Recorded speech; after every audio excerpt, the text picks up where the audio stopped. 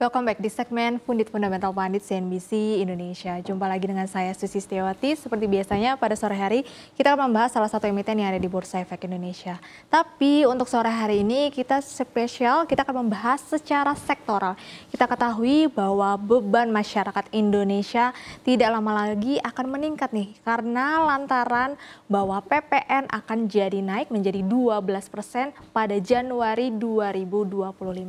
Kalau misalkan nanti PPN jadi naik sekitar dari 11% menjadi 12%, otomatis ini akan meningkatkan biaya produksi untuk suatu perusahaan.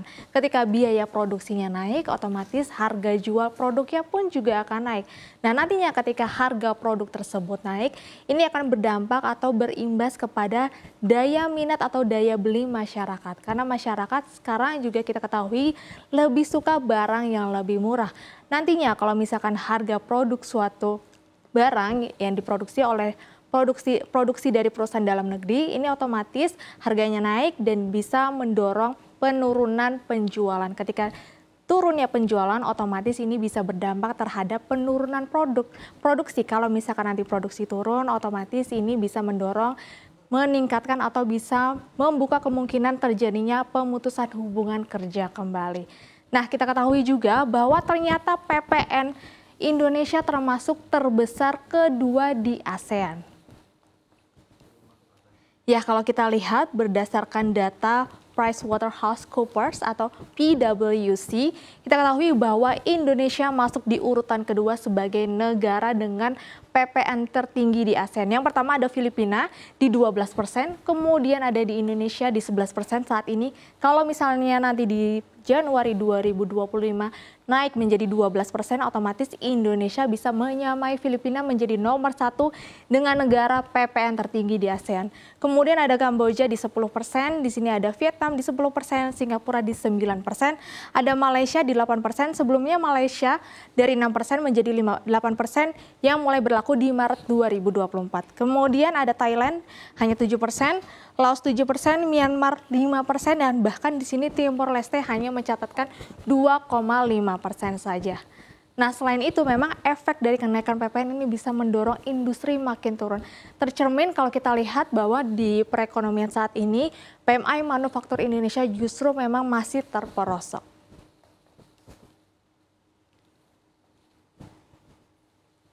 Ya, kita ketahui PMI manufaktur kita sudah mengalami kontraksi selama 4 bulan beruntun ya. Kalau kita lihat dari bulan Juli, Agustus, September, dan juga Oktober di level 49,2. Jika nanti memang PPN akan kembali naik pada Januari 2025, tidak menutup kemungkinan ini akan menggerus industri di dalam negeri, sehingga PMI manufaktur kita masih kembali di level kontraksi di sepanjang tahun 2025. Selain itu, hal ini juga tercermin dari beberapa pabrik yang memang sudah tutup atau mengalami kebangkrutan di sepanjang tahun 2024. Lalu pabriknya apa saja sih?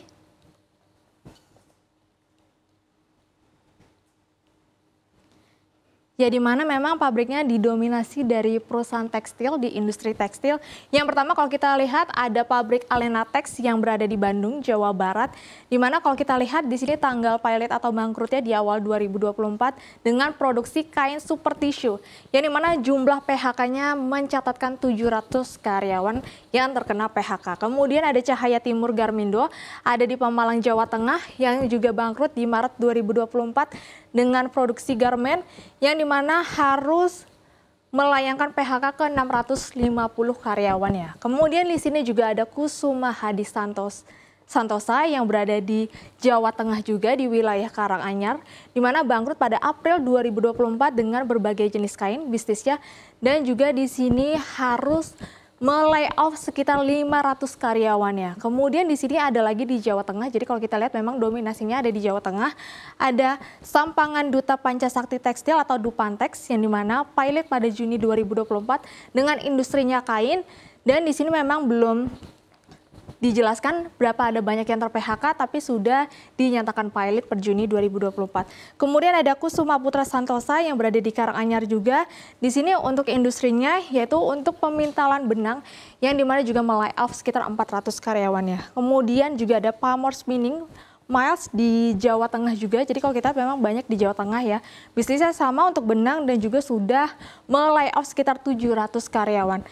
Dan di sini kalau kita lihat memang ada juga Panamex ya yang berada di Pekalongan, Jawa Tengah, di mana statusnya memang belum pilot.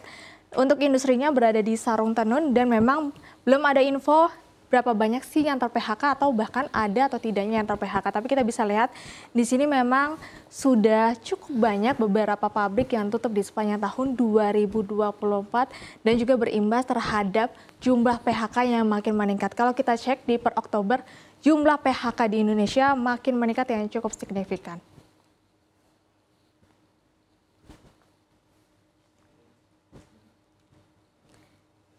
Ya, kalau kita lihat berdasarkan data pemutusan hubungan kerja, menurut data Kementerian Ketenagakerjaan, di mana bulan Oktober terjadi peningkatan dari 52,9 ribu menjadi 59.796 karyawan yang ter-PHK. Atau kalau kita lihat ini meningkat sekitar 12,78% dari September 2024 yang tercatat 52.993 dan meningkat sekitar 31,13% dari bulan Oktober 2023 atau 45.576.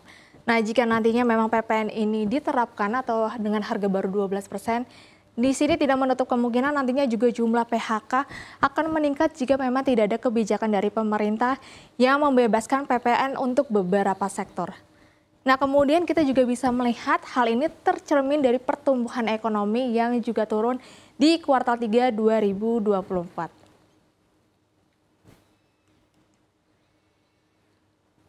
Ya, kalau kita lihat di mana pertumbuhan ekonomi atau produk domestik bruto Indonesia berdasarkan data BPS ya, turun menjadi 4,95% per kuartal 3 2024 dari sebelumnya pada kuartal 2 2024 adalah sebesar 5,05%. Kemudian juga data terbaru hari ini ada neraca dagang, di mana neraca dagang kita di Oktober masih surplus, tapi sayangnya justru mencatatkan penurunan neraca dagang, yaitu di mana dari sebelumnya per September 2024 sebesar 3,26 miliar US dollar menjadi 2,47 miliar US dollar per Oktober 2024. Jadi memang salah satunya penurunan dari neraca dagang per Oktober adalah salah satunya terdapat defisit perdagangan terhadap China. Nah, kemudian selain itu kita bisa melihat sektor apa saja sih yang terdampak dari kenaikan PPN. Ya, kalau kita lihat di sini ada 16 sektor yang nantinya akan terdampak cukup buruk terhadap kenaikan PPN di tahun 2025. Yang pertama di sini ada pertanian, kemudian ada kehutanan dan juga perikanan, kemudian ada pertambangan dan juga penggalian. Kemudian di sini juga ada industri pengolahan, pengadaan listrik dan gas, ada pengadaan air, pengolahan sampah, limbah dan daur ulang. Konstruksi juga pastinya akan terdampak. Dan di sini juga perdagangan besar dan eceran, reparasi mobil dan sepeda motor. Kemudian ada transportasi dan juga pergudangan ya atau logistik. Kemudian juga kalau kita lihat akomodasi, makanan dan minuman pastinya juga akan terdampak cukup besar. Kemudian ada informasi dan komunikasi, ada jasa keuangan dan asuransi, ada real estate atau properti. Cuma kita ketahui bahwa masih ada subsidi PPN DTP yang untuk properti yang diketahui mungkin akan diperpanjang di tahun 2025 sehingga memang meringankan beban di real estate. Kemudian ada jasa perusahaan, administrasi pemerintahan, pertahanan dan jaminan sosial wajib, dan juga ada jasa pendidikan hingga jasa kesehatan. Tapi di mana kita ketahui untuk Menteri Keuangan mungkin akan membebaskan untuk di sektor jasa kesehatan. Kita tunggu saja nanti kebijakan kelanjutannya. Nah, kira-kira dari sektor-sektor ini emiten apa saja nih yang akan terdampak dari kenaikan PPN?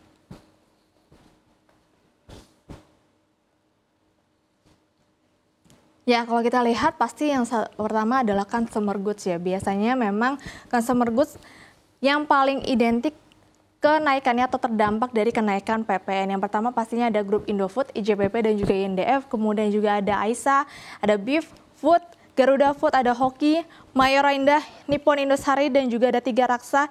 Hingga di sini ada emiten terafiliasi dengan Kaisang, ada Panca Mitra Multi Perdana atau PMMP dan juga TBLA. Kemudian kalau dari pertambangan juga karena biasanya dari sisi royalti ya. Kalau kita lihat di sini ada Raw Energy, Adrok, kemudian ada PTBA ITMG, kemudian juga ada Harum Energy, ada Bumi Resources, ada Daro Minerals Indonesia, BSSR, Bayen juga kena, ABMM, Doit, MBAP, dan juga SMMT.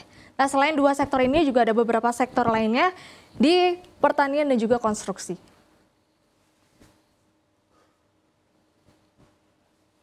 Ya, untuk di pertanian dan juga perkebunan di sini rata-rata ada di emiten sektor sawit ya. Kalau kita lihat ada Astra Agro, ada Andi, ANJT, LSIP, SGRO, BPPT, CSRA, ada DSNG, SIM, SMAR, Sinarmas, kemudian juga ada SSMS dan juga GZCO. Dan kalau kita lihat di konstruksi memang rata-rata mungkin ada di perusahaan BUMN, di sini ada Wijaya Karya, Beton atau Weton, ada ADI, ada Wika, PTPP, WG, dan juga PP Presisi atau PPRS. Selain dari 4 sektor tadi, juga ada retail dan juga otomotif ya pastinya yang terdampak buruk dari kenaikan PPN. Untuk di retail sendiri pastinya berada di retail fashion ya rata-rata yang di sini kalau kita lihat fashion dan juga makanan biasanya itu ada LPPF, ada RAL, Sona, MAPA, MAPI, Zone dan juga MPPA hingga supermarket Hero Supermarket. Kemudian untuk di otomotif biasanya memang yang terdorong dari penjualan mobil, motor dan juga spare partnya. Di sini ada Astra International, ada Auto, MPMX, IMAS, GJTL, SMSM, DRMA, IMJS dan juga Cars atau Bintrakro, Dharma Tbk. Kemudian selain dari 6 sektor, masih terdapat 3 sektor lagi yang kita rangkum ada transportasi dan juga properti.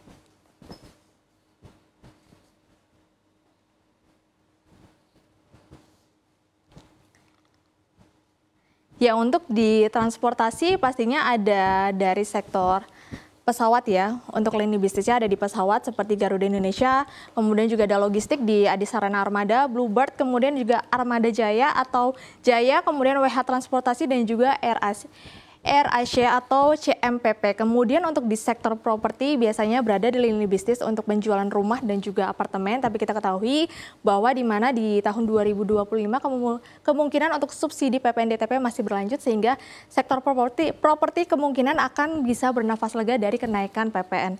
Kemudian juga dari sektor kesehatan nantinya juga tergantung dari kebijakan Kementerian Keuangan apakah akan dibebaskan PPN. Kalaupun tidak nantinya otomatis juga sektor kesehatan atau emiten-emiten di sektor kesehatan juga akan terdampak dari kenaikan PPN. Ya, tadi kita sudah bisa melihat beberapa sektor dan juga emiten-emitennya.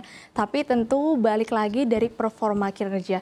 Mungkin dari kenaikan PPN 12% akan ada kebijakan-kebijakan dari pengurangan PPN ataupun subsidi PPN untuk beberapa sektor yang bisa mendorong tetap performa atau kinerja dari beberapa sektor masih cukup baik.